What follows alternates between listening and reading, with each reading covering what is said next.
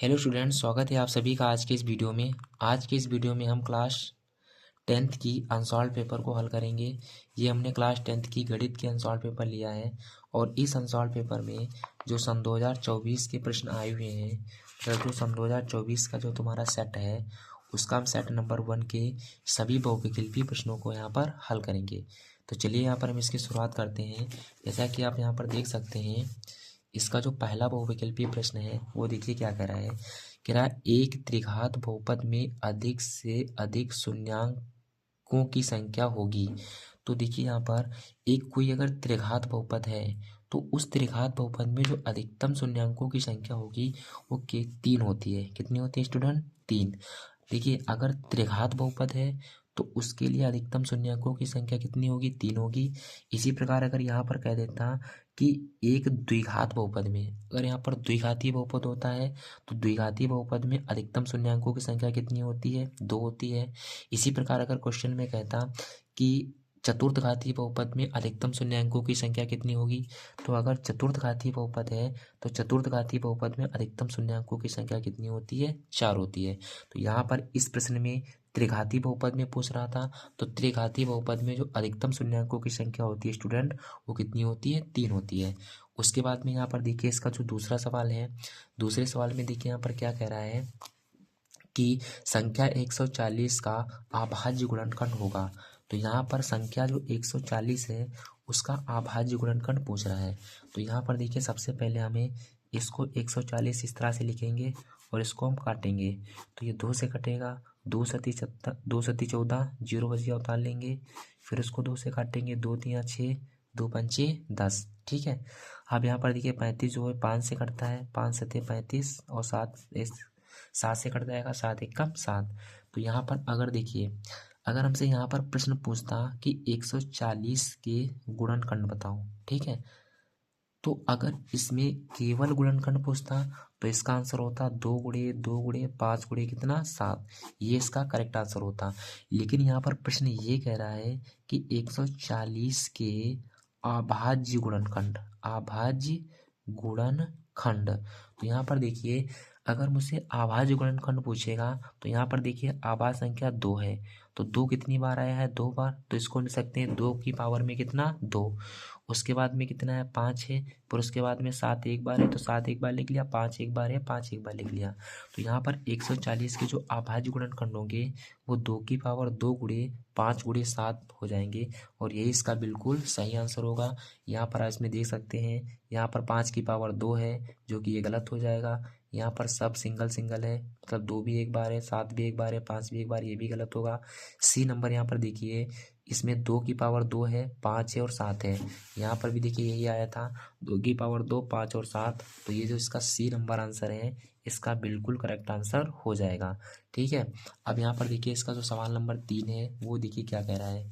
सवाल नंबर 3 में कह रहा है भाज्य भाजक भागफल एवं शेषफल में संबंध होगा। तो यहाँ पर 4 चीज़ें दे रखी हैं। एक दे रखा है भाज्य, फिर दे रखा है भाजक, फिर दे रखा है भागफल, फिर कह रहा है तथा शेषफल। शेष फल में यहाँ पर क्या पूछ रहा है? संबंध पूछ रहा है। ठीक है। तो यहाँ पर देखिए हम सबसे पहले इसको एक एग्जाम्पल के थ्रू समझाते हैं।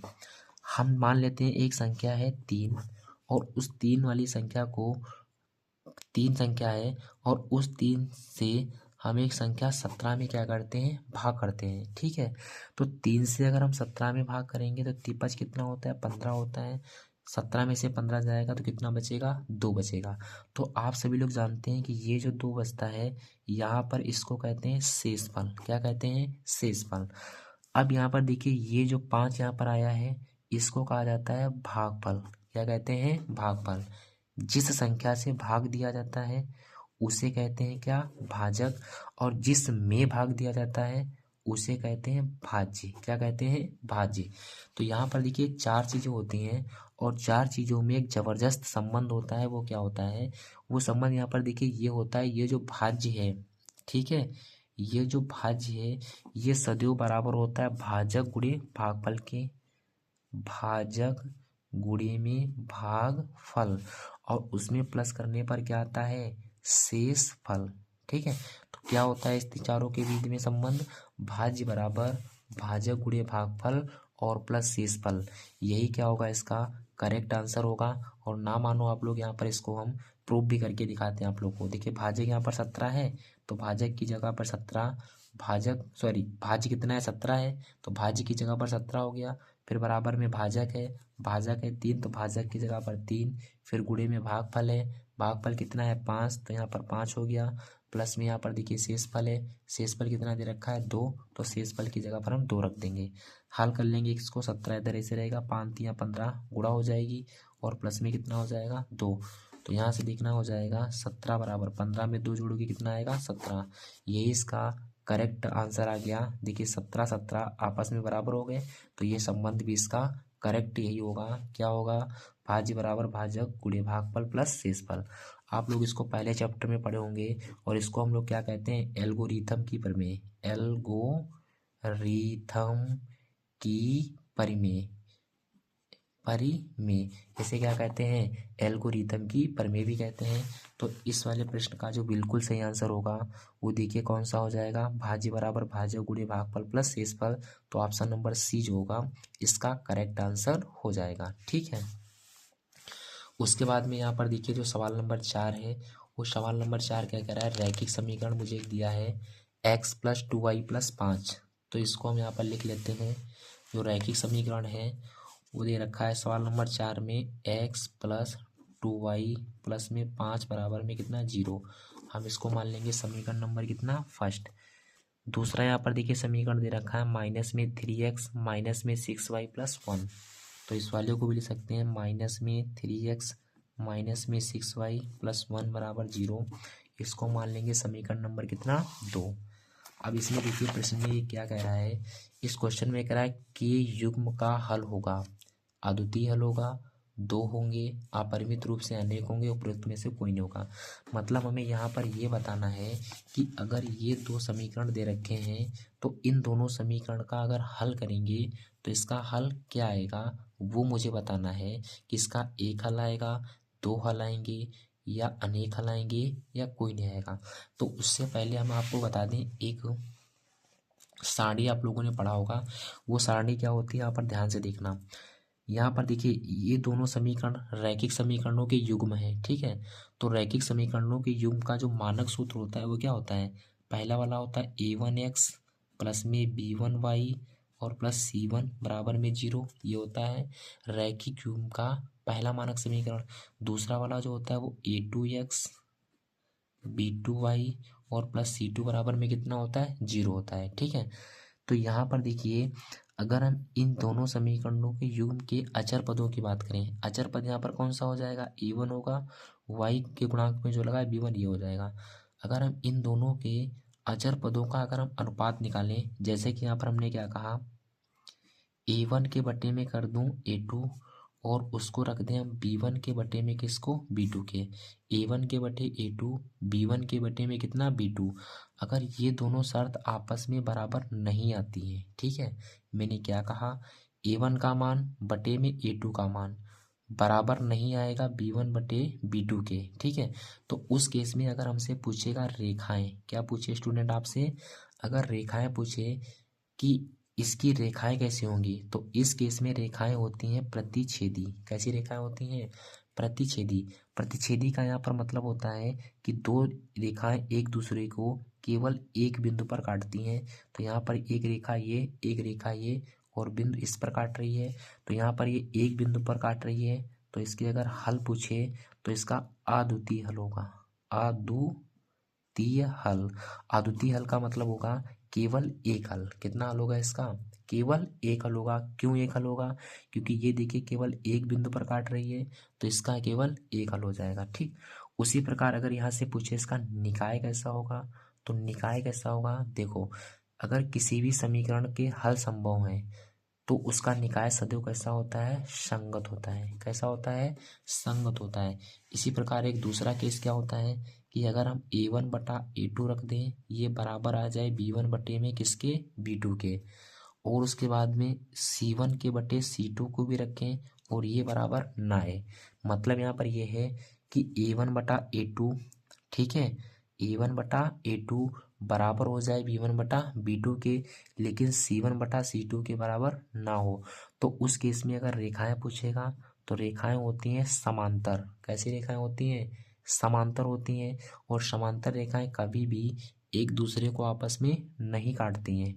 तो जब ये एक दूसरे को आपस में नहीं काटेंगी तो इसका हल अगर पूछेगा तो यहाँ पर कोई हल नहीं होगा, कोई हल नहीं होगा। क्यों कोई हल नहीं होगा? क्योंकि ये दोनों रेखाएं कभी भी एक दूसरे को आपस में नहीं काटेंगी। तो जब तक दोनों रेखाएं एक दूसरे को आपस में नहीं काटती हैं तब तक उसका कोई हल नहीं होगा। तो यहाँ पर कोई हल नहीं होगा। तो यहाँ पर अगर निकाय की बात करें तो उसका निकाय होता है असंगत। कैसा हो जाएगा स्टूडेंट? असंगत। एक और यहाँ पर तीसरा केस यहाँ पर ये होता है कि अगर A1/A2 करें और ये बराबर हो जाए B1 किसके? B2 के, और उस केस में एक और केस बराबर हो जाए C1 कितने? C2 के। मतलब यहाँ पर अगर ये तीनों शर्तें आपस में बराबर हो जाएं तो उस केस में रेखाओं की बात करें तो रेखाओं की होती है उस समय समपाती। कैसी रेखाएं होती हैं? समपाती। समपाती रेखाओं का मतलब होता है कि जो पहले वाली समीकरण की रेखा जहाँ पर है उसी के ठीक ऊपर दूसरी वाले समीकरण की भी क्या होगी? रेखा होगी। तो जब रेखा के ऊपर रेखा होती है तो उसको बोलते हैं समपाती रेखा। क्या बोलते हैं? समपाती रेखा। और समपाती अगर कोई रेखा है तो यहाँ पर देखिए मुझे इस रेखा के ऊपर अनंत सारे बिंदु मिलेंगे, यहाँ से यहाँ तक सब बिंदु मिलेंगे। तो अनंत सारे बिंदु मिलेंगे तो यहाँ पर इसके अगर हल पूछेगा तो इसके कितने हल होंगे? अनंत हल होंगे। ठीक है। और अगर हल संभव है तो उसका निकाय अगर पूछे कैसा होगा तो निकाय हो जाएगा संगत। आप लोगों को ये 3 बातें 100% याद कर लेनी है, इसको समझ लेना है, जिसके ज़रिए से इसका कोई भी क्वेश्चन आपसे पूछे, रेखाएं पूछे तो रेखाएं बता दो, हल पूछे तो हल बता दो, निकाय पूछे तो निकाय बता सकते हो। जैसा कि यहाँ पर हल पूछ रहा है तो देखना इसको कैसे करेंगे। पहले समीकरण की हम मानक समीकरण से तुलना कराएंगे। तो यहाँ पर देखना A1 बराबर कितना मिलेगा? x है, x के स्थान पर यहाँ पर कोई अंक नहीं है तो A1 का मान कितना मिलेगा? 1 मिलेगा। इसी प्रकार B1 का मान 2 मिलेगा और C1 का मान 5। दूसरे समीकरण की तुलना कराएंगे तो यहाँ पर A2 बराबर मुझे -3 मिलेगा, B2 बराबर -6 और C2 बराबर में कितना मिलेगा? 1 मिलेगा। हम यहाँ पर इन्हीं तीनों में से इस कोई तीनों को रखेंगे, तीनों में से कोई एक शर्त यहाँ पर रखेंगे। देखना कैसे? A1/A2 बराबर कर दें अगर B1/B2 और बराबर कर दें C1/C2 के, तो यहाँ पर A1 का मान 1 है और A2 का मान -3 है बराबर। B1 का मान 2 है, B2 का मान -6 है बराबर। C1 का मान 5 है, C2 का मान कितना है? 1 है। यहाँ पर आप हल करो। देखिए 2 से कट जाएगा, 2 1 कम 2, 2 3 6, लेकिन 5 से 1 नहीं कटेगा तो इसको ऐसे रहने देना है। तो ये हो जाएगा 1/-3 बराबर, ऊपर 1 बच गया, नीचे -3 बचेगा और बराबर में यहाँ पर देखिए 5/1 आ गया। ये -1/3, ये -1/3 दोनों आपस में बराबर हैं। ठीक है। ये दोनों आपस में कैसे हैं? बराबर हैं। बट ये आपस में बराबर नहीं है। तो यहाँ पर एक कौन सा केस फॉलो हो रहा है? तो यहाँ पर देखिए दूसरी वाली कंडीशन फॉलो हो रही है। तो जब दूसरी वाली कंडीशन फॉलो हो रही है तो यहाँ पर इसके लिए हल कितने होंगे? कोई हल नहीं होंगे। तो इस प्रश्न का जो बिल्कुल सही आंसर होगा उसका कौन सा हो जाएगा? कोई हल नहीं। यहाँ पर ऑप्शन नंबर डी इसका बिल्कुल सही आंसर होगा। तो चलिए अब इसके बाद हम इसके अगले प्रश्न को सरल करेंगे। तो अगले प्रश्न यहाँ पर देखिए क्या दे रखा है। अगला प्रश्न दे रखा है समांतर श्रेणी एक दे रखी है। समांतर श्रेणी में देखिए कितना है? -5 है, फिर है माइनस का कितना? 1, फिर है 3, फिर दे रखा है 7 ... कह रहा का सार्वंतर होगा। तो यहाँ पर सार्वंतर आप लोग जानते हैं कि अगर कोई भी समांतर श्रेणी है मतलब अरिथमेटिक प्रोग्रेशन दे रखी है तो वहाँ से अगर मुझे सार्वंतर निकालना है, सार्वंतर का मतलब होता है डी, तो उसको निकालने के लिए हम क्या करते हैं? दूसरे वाले में से पहले वाले को घटा देते हैं। तो दूसरा वाला -1 है, उसमें से हम घटाएंगे किसको? -5 को। अब यहाँ से देखना इसको हल करेंगे, -1 माइनस माइनस प्लस का कितना हो जाएगा? 4। तो यहाँ से डी बराबर प्लस के 5 में से माइनस का 1 जाएगा तो यहाँ पर कितना बचेगा? प्लस का 4 बचेगा। और यही इस प्रश्न का बिल्कुल सही आंसर होगा, जैसा कि आप यहाँ देख सकते हैं ऑप्शन नंबर डी। उसके बाद में यहाँ पर देखिए सवाल नंबर 6 में क्या कह रहा है। सवाल नंबर 6 में कह रहा है कि द्विघात समीकरण A X square plus B X plus C का विविक्तिकर होगा। तो आप लोगों ने विविक्तिकर पढ़ा होगा, तो जो विविक्तिकर होता है डी बराबर में फार्मूला बी स्क्वायर माइनस में 4ac। तो यहाँ पर आप देख सकते हैं विविक्तिकर जो होता है डी बराबर वो बी स्क्वायर माइनस 4ac के बराबर होता है। तो इसके लिए करेक्ट आंसर कितना होगा, ऑप्शन नंबर सी सही हो जाएगा। इसके बाद में देखिए इसका अगला सवाल है, दो बिंदु दे रखे हैं, दो बिंदु हैं 2,3 और दूसरा बिंदु 4,1 के बीच की दूरी पूछ रहा है। तो यहाँ पर देखिए एक बिंदु है, पहले बिंदु को हम ए मान लेते हैं और यहाँ पर ए दे रखा है 2,3 और फिर यहाँ पर जो दूसरा है और ये दे रखा है 4, में कितना 3, ठीक है 1, 4, कितना है 1 है के बीच की दूरी पूछ रहा है। तो बीच की दूरी का सूत्र क्या होता है, ए और बी, ये इसको हम बी मान लें। तो ए बी के जो बीच की दूरी होती है वो आपने पढ़ा होगा निर्देशांक ज्यामिति में, ए बी बराबर अंडर रूट में होता है x2 माइनस x1 का whole square plus y2 minus y1 का कितना होल स्क्वायर। ये होता है x1, ये होता है y1, ये होता है x2, ये होता है कितना y2।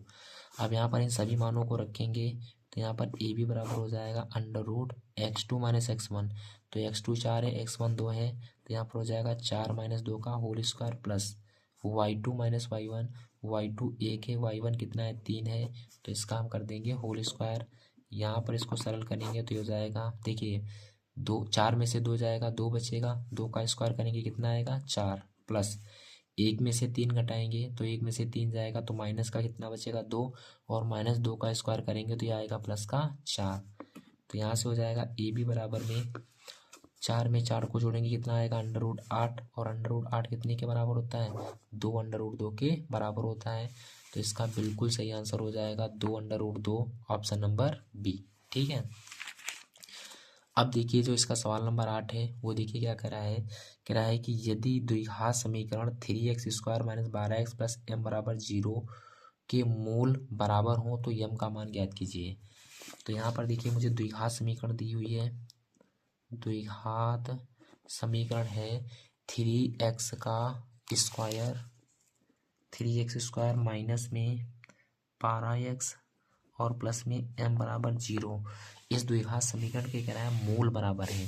यहाँ पर क्या कह रहा है कि मूल बराबर है। तो अगर किसी भी द्विघात समीकरण के मूल आपस में क्या होते हैं बराबर होते हैं तो उसका विविक्तिकर जो होता है वो सदैव शून्य होता है। तो यहाँ पर विविक्तिकर जो होगा d बराबर वो हो जाएगा किसके 0 के क्या हो जाएगा बराबर हो जाएगा। तो यहाँ पर हम जानते हैं विविक्तिकर d बराबर फार्मूला होता है बी स्क्वायर माइनस 4ac।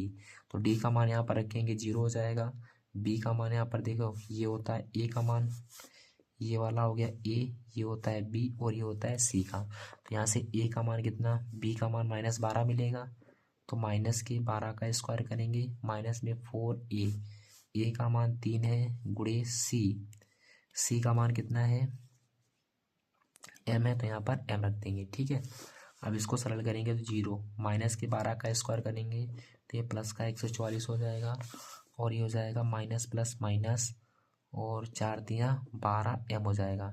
ये माइनस के 12 m है, इसको इधर ले आओ तो ये प्लस के 12 m हो जाएंगे बराबर में 144, 12 एकम 12, 12 पर m 144, तो m बराबर कितना आएगा स्टूडेंट 12।